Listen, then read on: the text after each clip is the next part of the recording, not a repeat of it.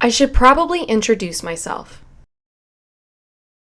I'm in my mid-30s, late 30s if you're asking my friend Cassie, but we are not asking her.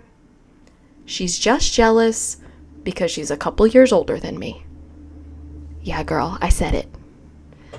So like I was saying, I'm just a girl who was put on this earth to go places with my dogs.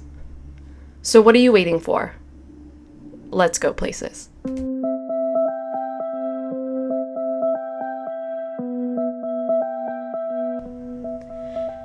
For our first video in this series, we wanted to start close to home, just down the interstate in San Antonio, Texas.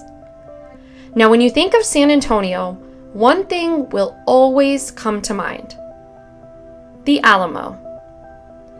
The Alamo Mission is a historic Spanish mission and fortress compound that was founded in the 18th century by the Roman Catholic missionaries.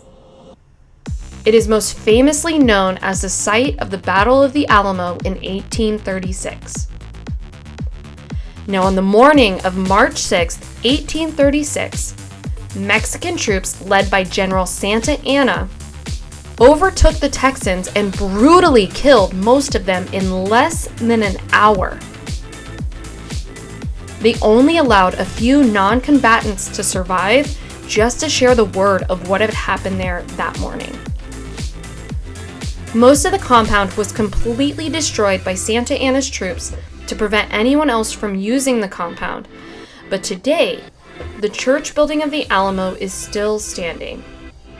It is now a museum that is right in the middle of downtown San Antonio. I love the Alamo. I actually remember visiting as a kid with my family, and even as an adult, I've been several times, and it's fantastic. There are gorgeous live oaks throughout the grounds, and the beauty of the building contrasts with the bustling downtown area. During the holiday season, they light up the live oaks, and honestly, I can't get enough. The best thing about this place is it's completely free to enter.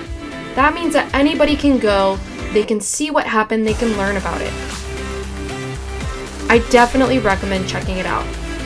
But know that only service dogs are allowed inside, which is completely okay. So during this visit, we didn't go in. But surrounding the Alamo, there are shops and restaurants, and just across the street, you can access the Riverwalk. Now, the Riverwalk winds and loops under bridges, and the two parallel sidewalks are lined with restaurants and shops. The Riverwalk connects shopping malls and theaters, and if you like Tex-Mex, this is your place. Almost all of the restaurants have sidewalk dining where you and your pup can enjoy a meal, watch the people, watch the boats go by. But if you don't want to eat, you can always just grab a frosty margarita and you can wander around looking at the street artists and vendors. There's a boat tour that's pretty fun for first-time visitors, but dogs aren't allowed. It's definitely something worth checking out if you're interested. We had a great time down at the Riverwalk and the Alamo, and we had probably at least 50 people stop us to tell us how beautiful Ava is and ask to pet her. But if these were the only two places that we covered in this short video, we would be doing you a huge disservice. The San Antonio area has way more interesting doggy-friendly places that you can go with your pup. Our next stop is the Pearl. Now today, the Pearl is just a collection of restaurants and shops, a really cool courtyard where you can hang out. There is a culinary institute here, apartment buildings. So it's a really fun area, and everybody brings their dogs. There's always a ton of dogs down there when we go. So a lot of people go there, but they don't really know the history of this area. Originally, in 1883, this was an American brewery called City Brewery. And then the name would change a few times. It would be known as the San Antonio Brewing Company and the San Antonio Brewing Association. But this brewery was really well known for Pearl beer. Pearl beer, which originated in Germany, was released here from this brewery in 1886, and that's really what put this place on the map. In 1902, the brewery was taken over by a man named Otto Kaler. Otto Kahler and his wife Emma emigrated from Germany back in 1884 and then took over the Pearl in 1902. Now in 1910, Emma was in a horrible auto accident and suffered a lot of chronic pain as a result. So Mr. Kahler hired another woman by the name of Emma Dumpke, and she was known as Emmy, to be the nurse for Mrs. Kahler. Rumored that Mr. Kahler struck up an affair with Emmy and moved her into this house in San Antonio, and also moved her friend named Emma Burgmeister, yes, another Emma, into the same house. And it's rumored that he was giving them money on a weekly basis and having an affair with both women. So the affair allegedly lasted until November of 1914, when there was some sort of altercation at the lady's home, and the newest Emma, her name was Emma Burgmeister, actually shot and killed Mr. Kahler. She claims that she shot him in self-defense, but there was a lot of conflicting reports from witnesses, so nobody's really sure what happened. But one thing is for sure is after somebody posted bail for her, she completely left the country. She went to Germany until late 1917. That's when she would return to San Antonio to stand trial for the murder of Mr. Kahler. On January 22nd, 1918, the all-male jury found her not guilty. They even lined up to shake her hand and congratulate her for the win. And then she would later go on to marry one of these jurors. So I guess I should note that she was known to be a very, very beautiful woman. So I don't know, did she get off with murder because of her good looks? Who knows? But was Mr. Kahler the best guy? Who knows? Anyway, so that brings us to the true heroine of this story. Mrs. Kahler, Mrs. Emma Kahler. She actually took over the brewery once her husband was killed in 1914. Now, under her direction, all of these strategic plans were put in place and fulfilled, and she actually modernized the original brew house. And by 1916, beer production went from 6,000 US barrels per year to over 110 US barrels per year. When Prohibition went into effect on January 16, 1920, Emma Kahler had already vowed not to let the brewery go under. She had the livelihood of all of her employees in mind. So in late 1919, the San Antonio Brewing Company changed its name to Alamo Industries, and it began operations to comply with all the Prohibition laws. The facility stayed open by continuing to produce non-alcoholic beer called La Perla. It bottled soft drinks. It opened a dry cleaning business. It had a small advertising sign company. It ran an auto repair shop, and it also entered the ice cream business. Being so diverse brought in cash for the company and allowed it to stay afloat, but it was by no means thriving. It was just really enough to keep it afloat. In 1921, the company would change its name to Alamo Foods Company and shifted products towards specialty foods. Okay, so there's no proof, so don't get mad. But rumor has it, Alamo Foods used the old brewery equipment for more than just La Perla. It is said that they still bottled a tiny amount of the real Pearl beer and Texas Pride beers for close friends and sale on the black market. Now that can't be proven, but there is one thing that's certain. When Prohibition ended at midnight on September 15th, 1933, there were 100 trucks and 25 railroad boxcars loaded with beer and ready to roll out of the brewery grounds. Most believed beer production would quickly return to the levels before the 1920 ban. However, the hard times were not over. In 1933, we were experiencing the Great Depression. By we, I mean America, not us. We weren't alive yet. Although most of the public would have loved to have some beer, it was actually an unaffordable luxury for most at that time.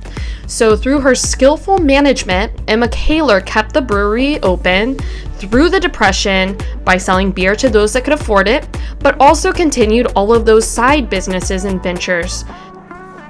Now, as the Great Depression ended in the US, world affairs obviously would worsen and spun the globe into World War II. At that time, after almost 26 years, Emma Kaler decided it was finally time to retire. Her retirement closed an amazing chapter in the brewery's history. Now let's stop and think about this for a moment. Emma Kaler successfully grew the largest brewery in Texas and kept it alive through some of the most challenging times in American history. As a woman, this was a position that was normally set aside for a man, and not only did she take it over, she was tremendously successful. I just think it's really important to note that during the time when women were fighting for their right to vote, she was leading this large company and keeping a lot of families alive. They kept their jobs because of her. So she's truly the hero of this entire video. If you take nothing else from it, look up this woman. That's incredible. In 1952, the brewery changed its name to the Pearl Brewing Company, and it would continue to brew the Pearl beer until operations ceased in 2001. In 2002, the property was purchased by an investment group that renovated the original buildings and turned them into the restaurants, shops, and apartments that you see today. So I definitely recommend that you come and check this place out. And if you have time, look up the story of Otto and Emma Kaler. There's a lot more details on there. For time's sake, I left out a lot of details, but I recommend that you go check it out and come down for a visit. It's a lot of fun. Next up is the Japanese Tea Garden. This is one of my favorite little discoveries in San Antonio because it's beautiful and it's completely free and you can bring your dog.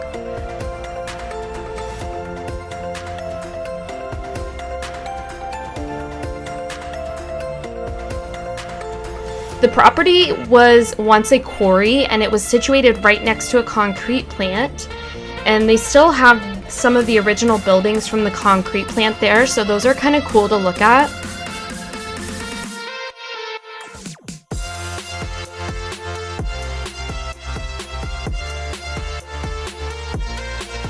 The 11-acre tract was donated in 1915 to the city of San Antonio by none other than Emma Kaler. The city turned it into Lily Pond Park using prison labor from 1917 to 1918. Members of the community then donated bulbs and plants to beautify the area, and then by the time the park opened in 1919, they had only spent a total of $7,000, which is a pretty good deal.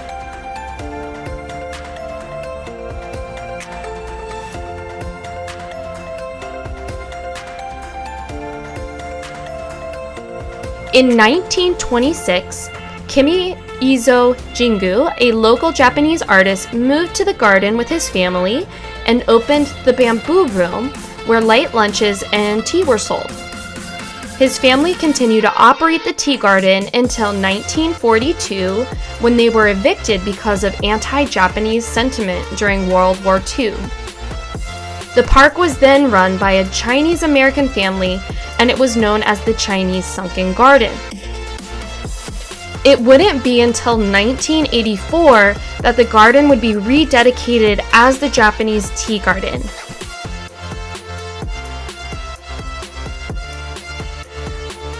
I think it's really sad that it took that long, and I believe that members of the Jingu family were in attendance of the rededication, but Mr. Jingu sadly was not alive to see that happen.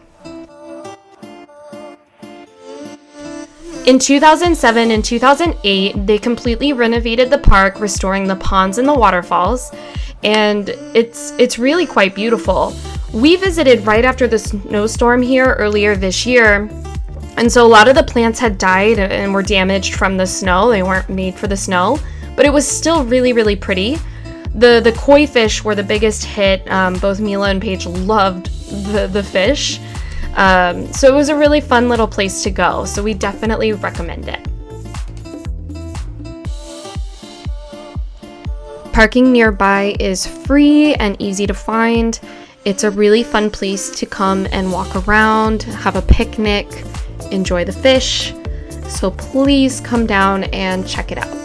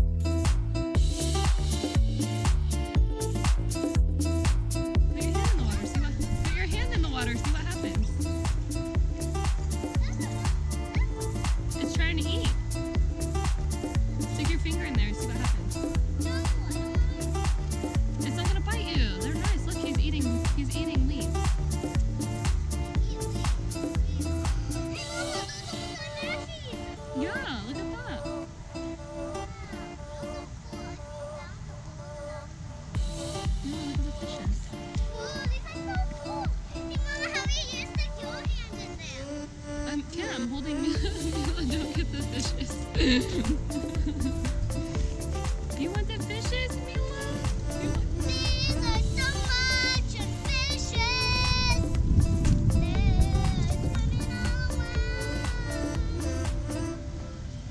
are so pretty.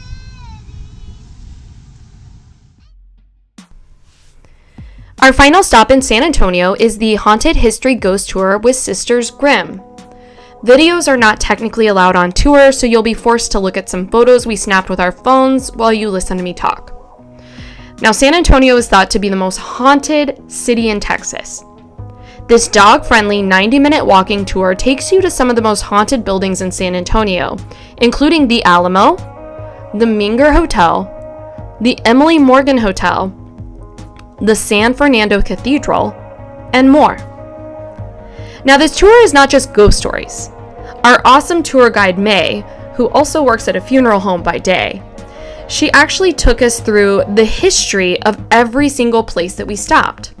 Regardless if you believe in the supernatural or not, the tour was so informative on the early days of San Antonio. We learned a lot about well-known buildings in the city and so much about buildings that we never would have thought twice about. The building that stood out to me the most was the Holiday Inn Express. Seriously, the Holiday Inn Express. The building was previously the Bexar County Jail. In this building, criminals were literally hung on the 3rd floor.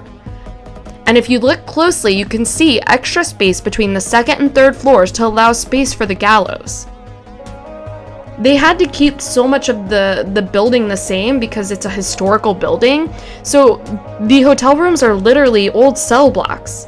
So how wild is that? You book a room at the Holiday Inn Express and then you stay in this haunted building that used to be a prison.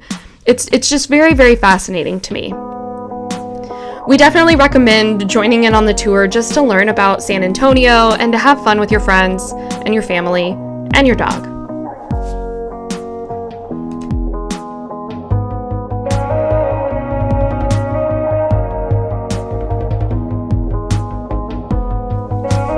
Thank you so much for joining us on our tour of San Antonio. Please comment below on other cities that you'd like us to visit, and don't forget to hit that subscribe button so that you can go there with us. We'll see you soon.